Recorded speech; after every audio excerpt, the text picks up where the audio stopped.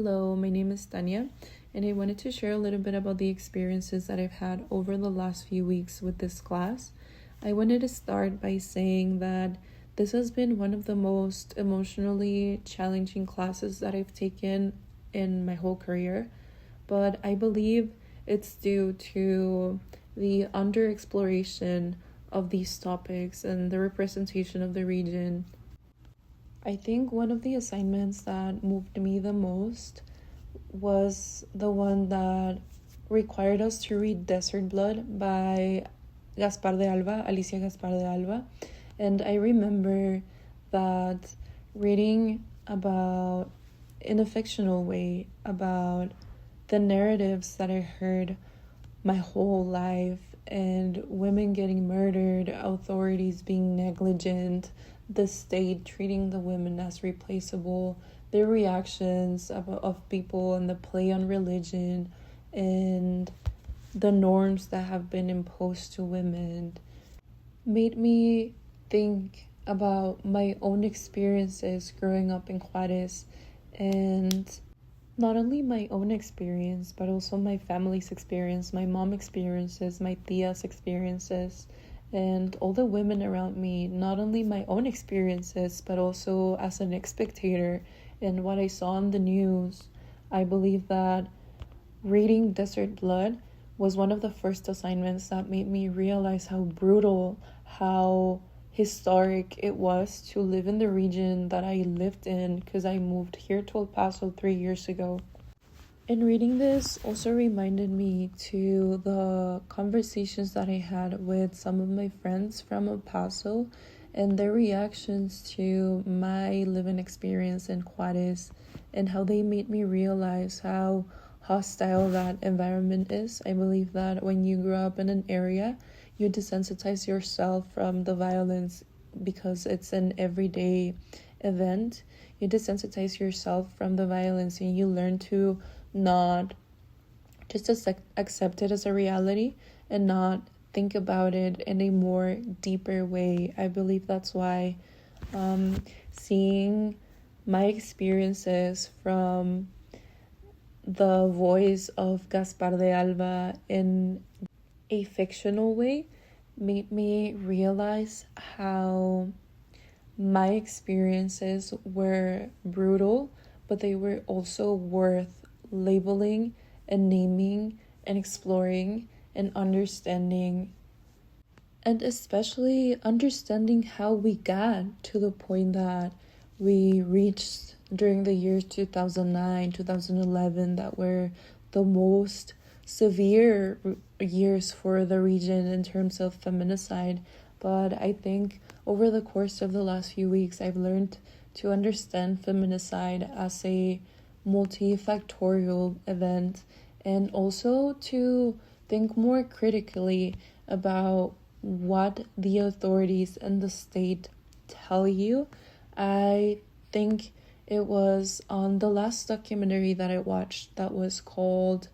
The Missing Women of Mexico. I watched it on Amazon Prime, and there was this interview with one of the police officers that was investigating the cases at the time in Ciudad Juarez, and she was saying that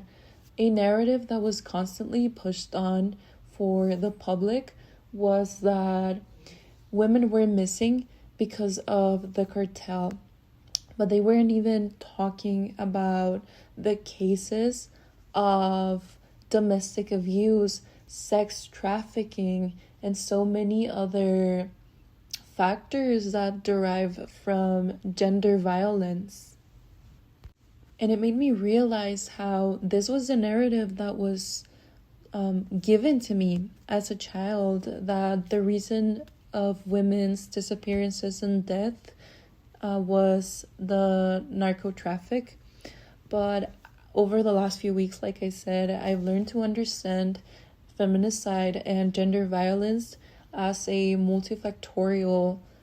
phenomenon, and how not only the state has a role, because of course it has a role, like Rita Segato says, it's not limited to individual criminals, but it also has to do with the response of the state and how this violence turns into an expressive type of violence, and it communicates a message to the public. But I believe that this perspective is also a little bit reductionist, in a sense that it's only focusing on the role of the state, but it's not taking or giving accountability, demanding accountability of the general public and on our own role of promoting certain type of masculinities or accepting certain type of masculinities or not questioning this. I think that, like Messerschmitt said,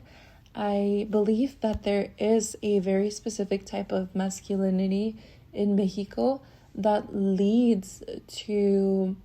the perfect conditions to create or embrace gender violence in a way. But once I understood, or once I started to label all of these things and understanding how my experience went down and the conditions that allowed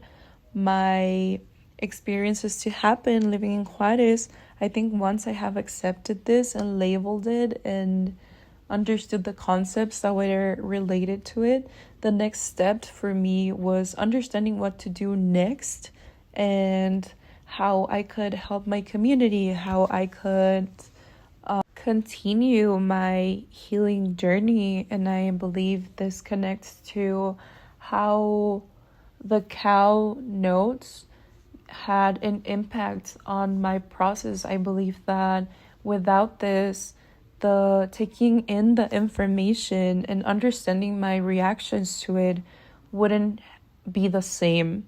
because taking notes and expressing my feelings and talking about my very own experiences helps me process the information in a more safe way. And I believe this practice is definitely something that I will continue with all the content that I consume. I believe is really important that once you read or watch something, you make notes of how you feel after reading or watching this. And that's exactly what it did for me over the last few weeks. And finally, I would like to close with saying that the way that I will continue carrying this knowledge into my life is all the information that I've had over the last few weeks helped me label my experiences and my emotions, and it has helped me take in and process events that I didn't over the last 23 years of my life. And I will forever be grateful for that opportunity, and I hope I can continue to explore those feelings and heal in community and make notes of how I feel talking with my friends and family about this. But yeah, thank you so much for the class, and thank you so much for the resources. I hope that my intakes were also helpful and thoughtful, and yeah, thank you.